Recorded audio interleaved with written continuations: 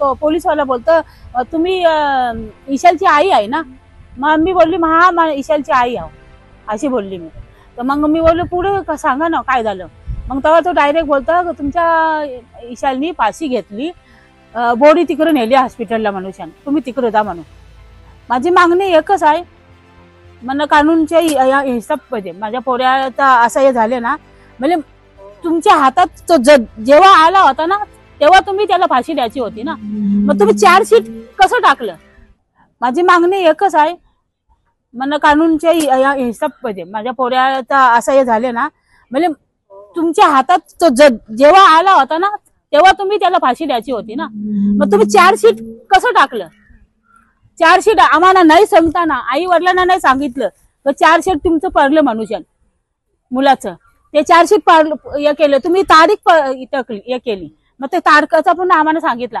मी स्वतः कोर्टाला मला चालता नाही येत, मी आपण नाही, तर मी कोर्टाला गेली ना, मग तिथेशी मी इन्क्वायरी केली, तेव्हा वकील भेटला, तेव्हा वकिलांनी सांगितलं असा असा ईशालचा आहे मनुष्यान, चार्जशीट पण पडली ना, तारीख पण पडली मनुष्यान। मग आता का तुम्ही कशावरून त्याला फाशी दिली। कधी फोन आला तुम्हाला?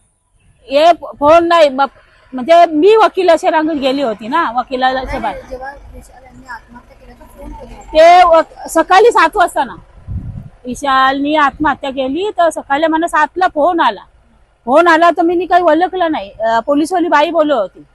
मग ती मला वाटलं की माझी मुलगी आहे, तर मी तिला मुली समजून मी तिला शिव घातली ना, फोन बंद करून ठेवला, तर वापस फोन आला, तेव्हा मी उचलला। मग तेव्हा ती मला डायरेक्ट बोलतो तो पोलीसवाला बोलतो तुम्ही ईशालची आई आहे ना। मग मी बोलली हा ईशालची आई आहो अशी बोलली मी। तर मग मी बोललो पुढे सांगा ना काय झालं। मग तेव्हा तो डायरेक्ट बोलतो तुमच्या ईशालनी फाशी घेतली, बॉडी तिकडे नेली हॉस्पिटलला मनुष्याने, तुम्ही तिकडे जा म्हणून। मग बॉडी आता इथंच आहे ना, मग तो खोटा का बोलला म्हणा, तर तुमची बॉडी नेली मनुष्यानं, खोटा का बोलला। मग यांनी पैसे खाल्लं, राजकारण खेळल्यानी लोकांना याही पैसे खाल्लं ना, ते खाल्लं, त्यांची नावं सांगितली ना, मग यांची समधी जबान काटल यांची, मला माहिती आहे।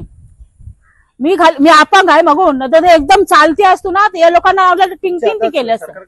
हा, सरकारकडे मागणी आहे, मला माझ्या पोऱ्याचा हिसाब पाहिजे मला। न्याय पाहिजे तुम्हाला काय न्याय पाहिजे म्हणा, माझ्या पोऱ्यासाठी मला न्याय पाहिजे। वर्ष माझ्या पोरांना दबाव, माझे 3 बिसरी मुलं आहे, त्यांना पण बाहेर ठेवल्या, त्यांच्या अंगावर केस नाही, काय नाही, कसला कानून आहे हा, हे कानून कसला आहे, हे अंडा कानून बोलताना, याला अंडा कानून, हात बांधताना पोलिसांचं